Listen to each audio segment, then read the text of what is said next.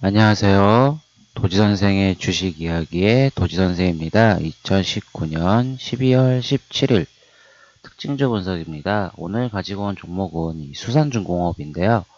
장중에는 28.42%까지 상승을 했다가 종가는 19.95%로 오늘 시장에서 강한 상승이 있었고 이슈가 되었던 종목입니다. 그럼 이 종목에 대해서 먼저 알아보도록 하겠습니다. 수상중공업은 코스피에 상장한 회사로서 기계 섹터에 분류되어 있습니다. 이 회사 같은 경우는 이제 건설 중장비나 특수장비, 차량을 제조 및 판매하는 회사인데요.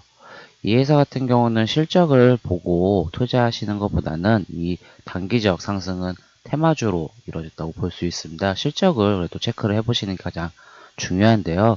2016년부터 2018년도 과거 3년치 자료를 보시게 되면 매출액은 늘었다 감소하는 모습을 보이고 있습니다. 실적 또한 영업이익 보시게 되면 감소하고 있죠. 그리고 당기순이익은 그와 상반되게 순이익 하는 증가하는 모습을 보였습니다. 하지만 최근 단기 주가의 가장 큰 이슈는 이 분기 컨센서스가 가장 제일 중요한데요. 보시게 되면 매출액은 2분기 때 증가했다가 다시 감소하였고요.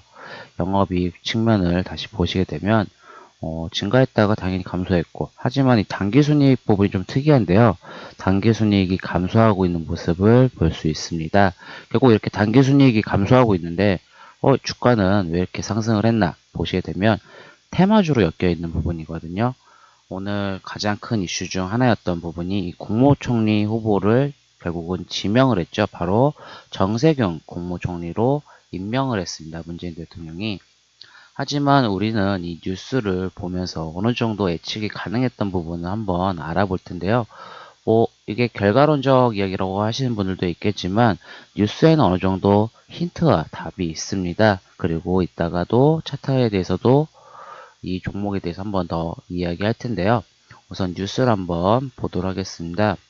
12월 11일 날 채널 A의 기사가 나왔네요. 차기 총리로 정세균 후보를 검증을 착수하고 청와대에서는 다음 주로 지명을 할 거다라는 뉴스가 나왔습니다. 원래 유력했던 후보는 김진표 의원이었는데 이 진보 진영에서 반발로 인해서 차기 후보로 이 정세균 총리가 떠올랐습니다. 그리고 다음 주에 지명 12월 11일은 지난주 수요일이었습니다. 결국은 이번 주에 나올 수도 있다라는 이런 이슈, 일정주라는 부분을 체크하실 수가 있게 되고요. 그리고 어저께 이 기사가 나왔습니다. 또 하나. 이 전세균 국무총리에 대해서 임명에 대한 민심 자체가 47.7%, 반대가 35.7%로 민심 또한 어느 정도 이 정세균 국무총리가 임명되는 것을 좀 바라는 부분이 좀 더 높았기 때문에 결국은 오늘 이 새로 국무총리가 임명이 되었죠. 정세균 국무총리가. 결국은 오늘 지명이 돼서 당선이 되고 도시 반쯤에 발표가 나는 순간 주가는 강하게 상승하였습니다. 역시 분봉을 보시게 되면 역시 도시 저희 20, 30분 발표하자마자 강한 상승이 나왔다는 모습을 보이는데요. 결국은 상승을 했다가 조금 밀리는 모습을 보이는 거는 바로 결국은 그거라고 보실 수 있거든요. 재료 소멸이라고 보실 수가 있습니다. 결국은 이 수산중공업은 정세균 국무총리와 관련주로 엮이는 부분은 바로 이 정세균 국무총리와 수산중공업의 정석현 회장이 종진 관계다 보니까 이 이슈로 인해서 결국은 나온 건데요. 우리가 뉴스를 보실 때 그냥 당일만 보는 게 아니야. 그 뉴스에는 어느 정도 일정 부분이 나오게 됩니다. 대표적으로 우리가 M&A 같은 경우도 아시아나가 최근에 있었지만 일정 관련주로 해가지고 언제 발표하겠다라는 게 이미 공시가 되고 관련 일정이 나오게 되고 또 하나 보게 되면 증권사마다 이런 주간 스케줄이 나오게 됩니다. 이 주간 스케줄이. 결국 이런 주간 스케줄을 보시게 되면서 어느 정도는 예측이 가능하다라고 언급을 드릴 수도 있고 또 하나 이 정세균 국무총리 관련주로 해가지고 알로코가 있습니다. 이 알로코도 2등주로 생각하시면 되는데요. 대장주는 말 그대로 수산중공업입니다.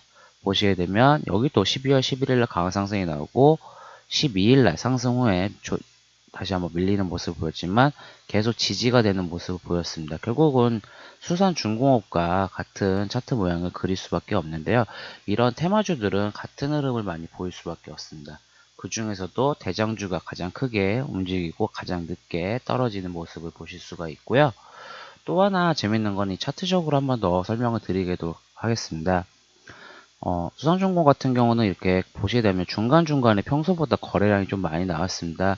이건 뭐 다른 테마주로도 엮인 부분이 있었기 때문에 주가가 나올 수도 있다라고 생각하지만 이렇게 돈이 들어왔다는 건 어느 정도 어, 다시 한번 시장에서 주목받을 수 있는 이슈가 있다라는 부분이 언급될 수도 있고요. 지금 보시게 되면 이렇게 바닥을 두 번 다지고 다시 한번 상승 추세에 있었습니다.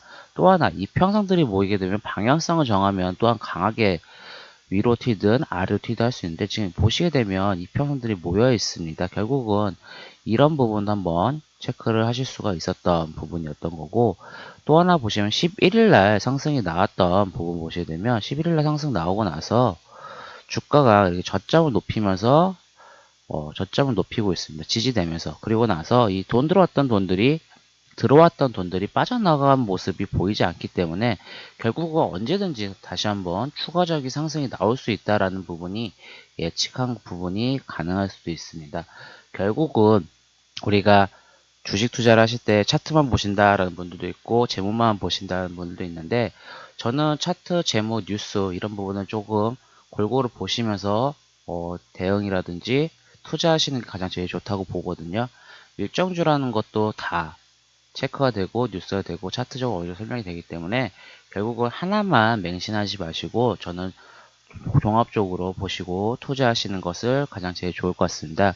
그리고 장 끝나고 나서 3시 반 이후에 네이버에서 정세균 국무총리 관련주들이 뉴스라든지 검색 순위에 좀 많이 올라오고 있습니다. 이렇게 시장에서